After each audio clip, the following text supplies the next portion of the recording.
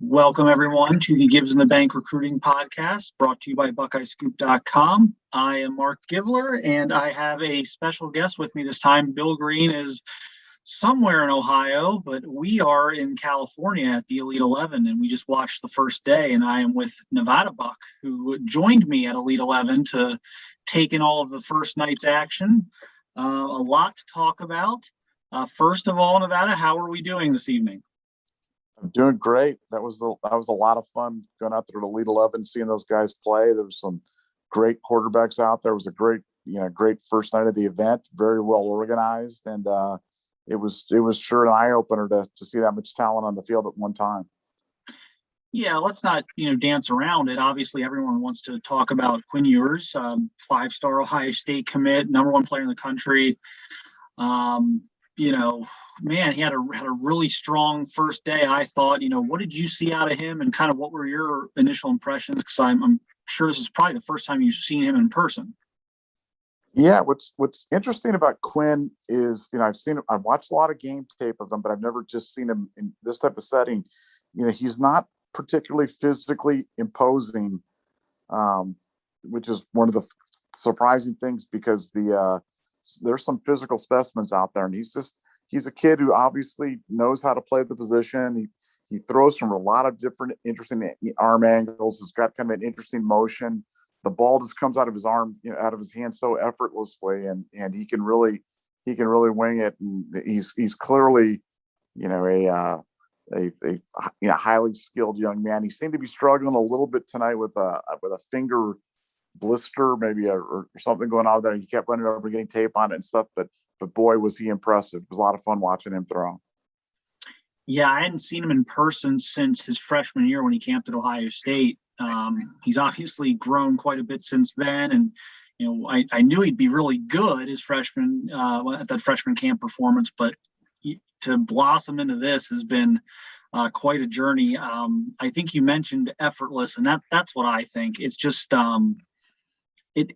he doesn't look like he's putting a lot into it, and then the ball just comes flying out of his hand. I was standing, they were doing like a deep out simulation throw, and they had the receivers, already out at the sideline, just kind of standing there waiting for them to receive the throws from all the quarterbacks. And I was standing right behind the receivers, maybe just a 2 or 3 yards separation between us, and you could hear his ball coming in.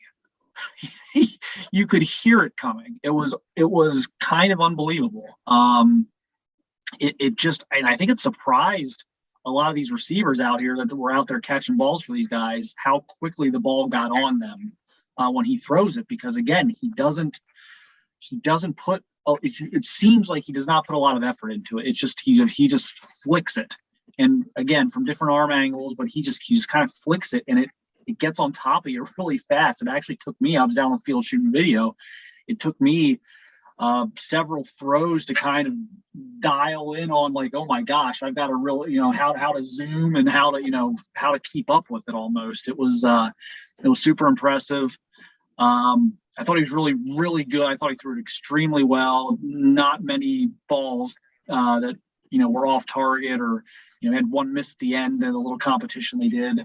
When they're working with, the cover 2 or whatever, throw down the sideline. But, it looked the part of a top guy to me. I guess, what was your, takeaway on that? I mean, did you, expectations wise, because I guess for you, you've seen the film, but, did he meet kind of what you would have expected him to look like? This looks like a guy who knows how to play the position. He's clearly going to be, while he'll do well in the shorts and no pass rush type of situation, you can just tell that he'll do better even on the field. And he's going to be a very special quarterback, and really, really fun to watch at Ohio State the next few years. And I can't wait to see it. And he's got a charisma in a way of, just from the mullet and just kind of the swagger, and he's very well liked by the other quarterbacks. You can tell he's just got a natural thing. Kids gravitate to him. So it was a very impressive performance all the way around for him. And Ohio State fans have a lot of reasons to be excited. Yeah, he's just got a laid back but confident demeanor about him. And I think a lot of receivers will like playing with him. Let's go and kind of turn the clocks back here a little bit. There was a point when Ewers was committed to Texas, and we were all kind of asking ourselves, is Ohio State going to have to go all in on someone like Malik Murphy out of California, right? Not too far from here. Of course, Ewers flips from Texas to Ohio State. Murphy ends up at Texas with Sarkisian, and the rest is history. But we watched Murphy this evening as well, and boy, I was blown away. I don't know what you thought, but that was something to watch. He was really good. Yeah, no, I mean, I'd seen, Murphy had been a 5-star and they dropped him to a 4-star. And let me tell you what, he looked every bit the part of a 5-star tonight. He missed very few throws. He's physically just so imposing. I mean, he looks like a giant tight end or something out there. He's just a big, strong kid, delivers the ball with a lot of velocity. And in this type of setting, he was almost flawless. I mean, he played tremendous today. I mean, I think, if I had to rate the quarterbacks just upon tonight, it'd be Murphy 1, Ewers 2. I mean, Murphy was really, really good. I talked to some parents up in the stands that played with them on 7-7, and they say there might be some issues about his accuracy when he's under duress or making rapid decisions. But tonight, Malik Murphy was very, very special. Very, very good player. He was ridiculous. It was so impressive. Like, he looks like a defensive end. It's like, who put like Julius Peppers out there and then he can throw? Like, it was unbelievable. It was really impressive watching him. We'd heard so much about him. And he's not a guy with a lot of like varsity football experience. So that's kind of been the knock on him, is like, okay, looks amazing walking around in t-shirt and shorts, great arm, but 11-on-11 real football, not a lot of experience there. So that's going to be kind of interesting thing, is just kind of watching him develop. But that was, he was like Cardale Jones size, but he was like more defined than Cardale was. And Cardale Cardale was mobile, but I don't think he was not as light-footed as Malik Murphy. Just watching Cardale coming out of high school, it just, it was like all the good things with Cardale Jones plus like 3 other things, and it was really impressive. So yeah, I thought those two guys, him and Ewers were outstanding. Easy to see why both of them would be 5-star guys. Certainly easy to see why Ewers would be a number 1 guy when you factor in what he's accomplished on the football field, on the high school football field to this point. Another guy I think we want to talk about is Drew Allar out of Medina, Ohio. He's out here. He's committed to Penn State. Obviously, Ohio State looked at him, and again, in a universe where Quinn Ewers sticks with Texas and Malik Murphy, tells Ohio State he wants to stay out west or something, maybe Drew Allar gets an offer from Ohio State, but instead he'll be heading to Penn State, and I think a lot of people are going to want to watch like how he develops the next few years. Obviously, Ohio State will probably be facing him at some point if he ascends to the starting position in Happy Valley, which I suspect he will. I don't think there's a whole lot of roadblocks there for him. I think he's a pretty talented guy. What did you think of Drew Allar?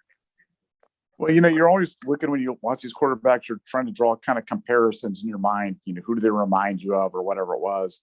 And Drew, reminds me a lot of Joe Burrow, and has a lot of the same types of attributes and characteristics. And I thought he looked real good. I thought he looked real good today. Throws a real live ball. You saw some of the quarterbacks out there. These are some of the best high school quarterbacks in the country, but some of them just didn't have the arm strength to make that deep out. And Drew was definitely not one of those guys. And the ball comes out of his hand very easily, threw it with velocity, threw it on time, had struggled with a little bit of accuracy throughout the evening. But Penn State's getting a good one. Good kid, and really, really good looking quarterback. He's just scratching the surface too. He's only focused on quarterback for a few years now. And, I've seen him a bunch, just, being in Ohio, obviously. So I wasn't too surprised by anything I saw in terms of the arm strength and things like that. But what did impress me, because I hadn't seen him in a few months, was he looks like he's bulked up. He looked strong. Like he looked like almost like broad. Like, I don't know, looked like he had put on like 10, 15 pounds since I had seen him last several months ago. So big, strong kid, good athlete. So I think that's kind of an interesting thing there for Ohio State is you think you've got the best player in the country, and it's very possible they do. I certainly, we've got them number one on the Scoop 100, so we concur with everything like that. But it's gonna be interesting to watch, what Drew was able to do at Penn State, and if those paths cross a little bit. I mean, it's not out of the realm of possibility that Ewers and Allar could face each other a few times in college. So that'll always be kind of an interesting thing to follow here the next few years. The one I know you got one or two you want to talk about. The one kid I want to throw out there is Gavin Wimsett, the Rutgers commit. My goodness, he was super, super accurate tonight. Maybe not quite the jump in his arm that like Ewers or Murphy have, which is kind of a special level of arm strength. He's got a good arm, but holy cow, he was spinning it. It was accurate. That's a kid to me that I don't know from like a national perspective. I don't know if you can overstate how big of a get that is for Rutgers, because if they don't get him, there's not 5 of those kids that Rutgers can get in a class. Like if Ohio State had missed out on Ewers, they might go get Malik Murphy and everything's going to be fine. They've got themselves another 5-star quarterback, and they're going to surround them with 5-star receivers and 5-star offensive linemen, and life is going to go on in Columbus. But that is a program changer for Rutgers, in my opinion. I just thought he was outstanding. I don't know how much you watched him tonight. I know you probably focused on Quinn and some of these other guys, but I just think that's like getting a 10-star if you're Rutgers, I think. Yeah, no, I agree. He did stand out for sure, and it was funny because I was sitting up, with some parents in the stands, and we were talking about how big a get that was for Rutgers, and he definitely looked the part, and he's going to be a great player for Shiano. And Shiano's always recruited well there, and I think, but like you're right, unless you get a premier quarterback, it's kind of tough. But he certainly looked the part and had a big night. The kid that I liked was AJ Duffy, a Florida State commit.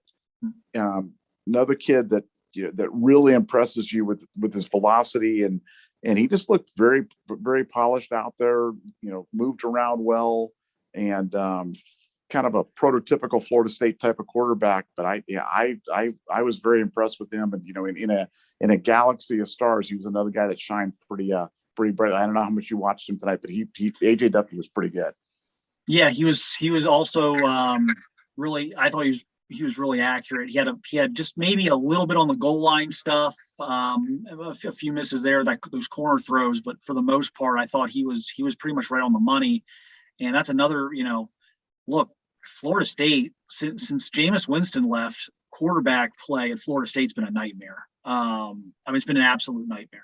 It's probably been the single biggest reason for that program's struggles the last several years is the quarterback position. And so that to me that's another, when we talk about the national landscape, that's a kid that, you get him in there, you get him a year into the program, and that's a guy that can help turn your program around. Was there anyone else that you wanted to highlight? I know we watched a lot of these guys, watched what we could, obviously, look, we're focusing on Quinn, but we did get a chance because, these guys are in bigger, big 5-6 guy groups. So we're able to see a lot of other guys. Quinn's not throwing every 5 seconds or whatever. So we're able to get a look at some other guys. Was there anyone else that kind of caught you, or do you think we've kind of covered the top guys so far? Yeah, well, there was one other guy that was, I like to look at somebody who's maybe an uncommitted guy, and that was Tevin Carter. I know he's looking at a number of different schools, and he was impressive. He was in the second group that I was watching. And he was another guy that was going around. He was really taking the coaching, seemed to be taking to the coaching really well. And when he made mistakes, he made the adjustments and was delivering the ball on time. And I really liked him a lot. So somebody, he's a not committed recruit right now, but somebody's going to get a real good one there in Tevin Carter. I tell you that. And that's another name, he ties back to Ohio State. Again, in a universe where Quinn Ewers doesn't come to Ohio State, doesn't get to Ohio State, doesn't flip, Tevin Carter was on their list. That was a guy they took a look at. That was probably a top 3 or 4 guy on their short list if they've got to go a different direction, if they could not have flipped Ewers. So I thought he showed a really strong arm. I thought strong kid, like very strongly built kid. That's a kid that can kind of take some punishment if you with his ability with his legs. I mean, that he can kind of be a weapon there. And the one thing I think, one of the big picture things I think I noticed at this first day of the Elite 11 is the statues are gone. Like all these kids can move. Like not every kid's Michael Vick, but all these guys can move. It's just a interesting dynamic to the quarterback position now. It felt like 20 years ago, either you could throw or you could run, but there were very few guys that were great passers and could run. There was such a short list. Now you go to the Elite 11 tonight, and there's 5 or 6 guys out there that could run. But they all have great arm strength, and they're all accurate, they're all smart. But it's just crazy. The dual threat thing has just taken over. It's unbelievable to me. Yeah, no, it's they're all athletes now for sure. There's no more the days of the quarterback not being an athlete. Like I don't doubt that all these guys play defense as well and can do it all on their team. Like I said, it was a really impressive group, and the fact that Ohio State is fortunate enough to be in the thing where you're laying quarterbacks like Stroud and McCord and Ewers back to back to back, and to watch Ewers shine as bright as he did in this impressive group, it really bodes well for the future for Ohio State. It's a lot to be excited about. Yeah, it's the room's in good hands. I know people are gonna play favorites here the next couple of years and talk about the portal and everything else, but for now, he's just freaking enjoy it. I mean, you got some great options there. You got another one coming in with Ewers, and you just it's one of those things that I just keep saying, look, you can't really worry about who wins the jobs, who transfers, who doesn't. Just understand that if you compile that much talent in that room, that the cream is going to rise to the top, and someone's going to emerge, and you don't worry so much about the collateral damage of like what could happen with the portal and everything else. You just know that if you throw 4 good quarterbacks in a room, that and the best one's going to emerge. And so if you're an Ohio State fan, you're going to have good quarterback play the next 4 or 5 years, and you don't worry so much about what everyone what the collateral damage of that might be. I just think people are kind of need to focus on the idea that one of these guys is going to emerge as a great player. There's almost mathematically, there's almost zero chance one of those guys doesn't emerge as an elite quarterback. So it's a good position to be in if you're Ohio State for sure. Yeah, no, it's going to be fun. Like I said, this was a great day one of the Elite 11, and to have 3 more days, or you've got some more days, and then you got the opening and the 7-on-7. It's going to be fun, and it's going to be fun to check in and see how we feel and how our rankings of these guys kind of change as the week goes along. But that was a fun day. Yeah, and just throwing on air basically day one. We're going to see there's going to be some competition stuff I think here the next couple of days, which will be interesting. I'm also, a lot of these guys are going to stick around for the 7-on-7 portion of the opening, and I think that's where it's going to be interesting to kind of take what we see against air, because it all looks pretty against air, and then taking it kind of one step further and be like, okay, now how are we doing with, having to scan the field a little bit? I know there's not going to be a pass rush and they're going to get tackled, but 7-on-7 kind of bridges the gap between what we saw here day one and real football. Is 7-on-7 is kind of somewhere in the middle there, where you've got to do some processing, You've got to be accurate. You've got to be on time.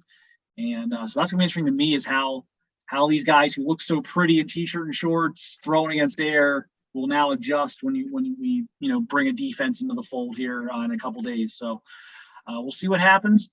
But awesome first day. I was, I missed doing this stuff. We didn't get to do a lot of this last year. I know we did the Elite 11, but it was condensed. There was weather issues. It was COVID. It was an absolute nightmare. So I'm just glad that this type of stuff's back and we can get a look at these guys. But any parting thoughts here, or do you think we've covered everything? And Yeah, no, I think it's just like I said, it was a great first day, and it was a really well run event, and like you said, we're going to get to see some different things. I know that there's some classroom stuff going on as well, and it'll be interesting to see what they think as these guys kind of process what they're learning here over the next days and how that translates to the field. So I can't wait for our next report. Yeah, we talked to Quinn after the day, and he didn't even know what they were going to throw at him tomorrow. So we wish we could tell you what to expect day 2, but Quinn Ewers doesn't know. I don't know how I can know. So they're gonna surprise him, I think, with some stuff that they're gonna throw at him, and we'll see. I'll see what day 2 brings, but we're gonna do this each day for Elite 11. We're gonna recap the day and just kind of talk through what we saw, who stood out, how, of course, we're going to give the Quinn Ewers update every day and how he did, but we're going to, talk about some top performers and anything else that emerges storyline wise. But appreciate everyone watching on YouTube, listening on your podcast platform of choice, and, lock it in at BuckeyeScoop.com too. We're going to have notebooks and interviews and highlights and commentary and everything else. So check us out there at BuckeyeScoop.com as well. And we will see you tomorrow with a day 2 Elite 11 recap.